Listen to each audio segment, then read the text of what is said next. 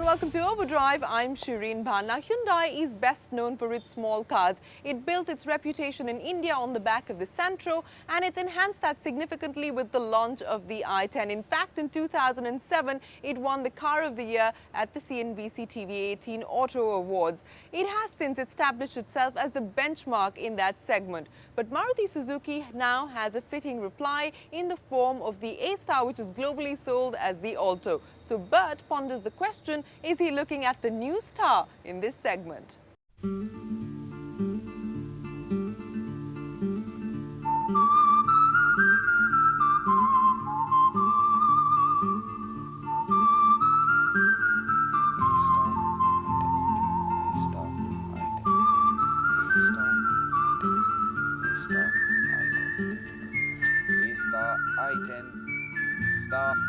I-10. Man, it's close.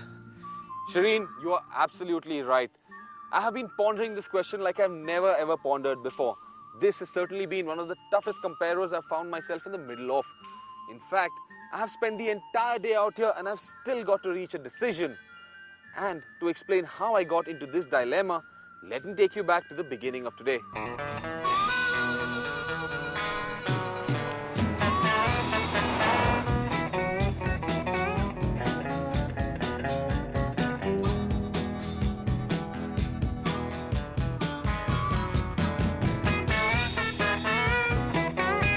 Hyundai stunned global audiences last year when it introduced the i10. People, especially those living in Europe, could hardly believe that a car made by Hyundai's Indian arm, and that too largely for the Indian masses, could seem so appealing to them as well. In fact, the i10 is such a brilliant car from every respect that it comprehensively won every single award in India. That includes ours as well.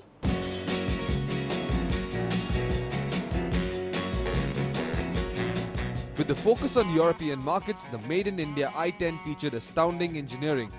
Every detail was looked into minutely, and the overall design, powertrain and comfort levels were one of the best ever seen in any small car made and launched in India.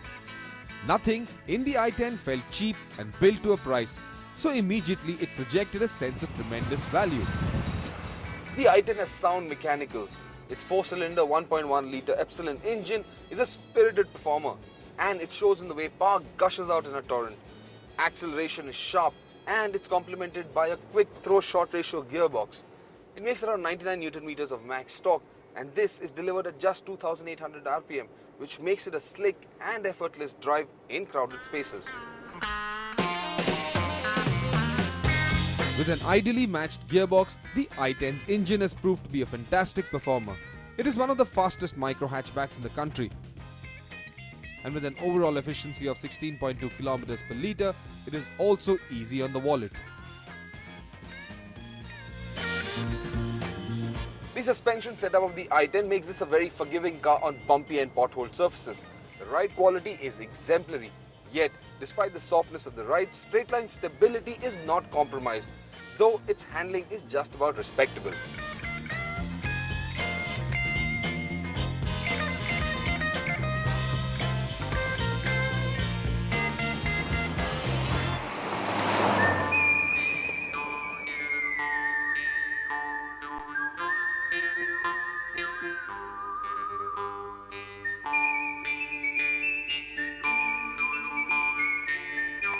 So there you have it. The i10 was a definite shoo-in for last year's Car of the Year award, and it's a formidable opponent to every other car launched this year. It's kind of like heading into the Australian Open knowing that Roger Federer is the guy to beat and hoping that Nadal is the one that knocks him off. But then the i10 is like Federer. It's smooth, it's refined, and it's got an understated air of confidence around it. But what you're expecting the competition to be is aggressive. The contender had better stand up and put up a fight. And that is just what the A-Star intends to do.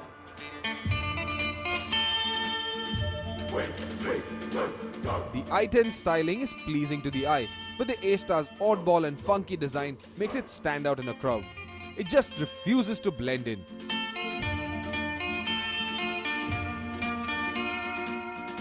Once you get behind the wheel and hit the road, things get a lot more interesting.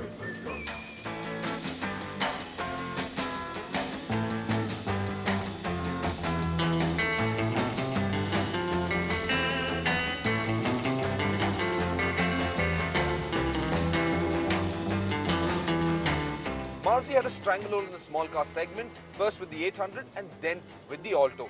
In response, Hyundai introduced the Santro and then the i10.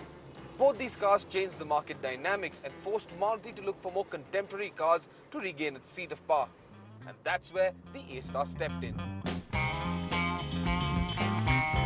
Over the last few years, Suzuki has surprised global consumers with cars that are compact yet comfortable, with efficient power plants that are also energetic and overall offer great ownership value. But most of all, they have been incredibly dynamic cars. What distinguishes the A-Star from the rest of the cars in its segment is its handling. It's got a short wheelbase, a wide track, a stiff suspension setup and a very precise steering, all of which contribute to give it fantastic dynamic abilities. It's so easy to chuck around corners, and that makes it a whole lot of fun to drive. Acceleration is slower by a small margin, which is also a result of taller gearing, though it gives the A-Star marginally better fuel efficiency. Like in the i10, the A-Star also has a lightweight engine. Codenamed the K10B, this 1-litre engine has only 3 cylinders, which is why it makes its max power and max torque at a much higher RPM.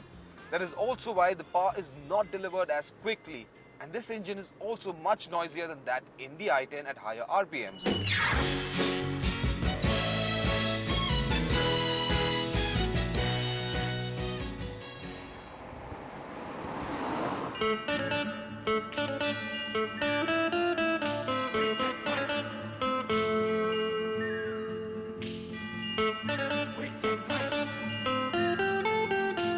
I've spent enough time trying to reach a decision, but I finally think I've hit the clincher. And that aspect is one which weighs heavily on every Indian consumer's minds, which is value for money. You see, the A-Star is a small car, and it actually feels like a small car. It just does not have enough space inside. There's not enough knee room, nor is there enough headroom, and there's not even enough space for your bags. Over and above which is the rupees 3.8 lakh ex-showroom price for the A-Star without ABS, and that certainly does not give it great value for money. Unlike the i10, which at the same price also offers you ABS. And then of course there's this bright and cheery interior which makes the car feel far more spacious.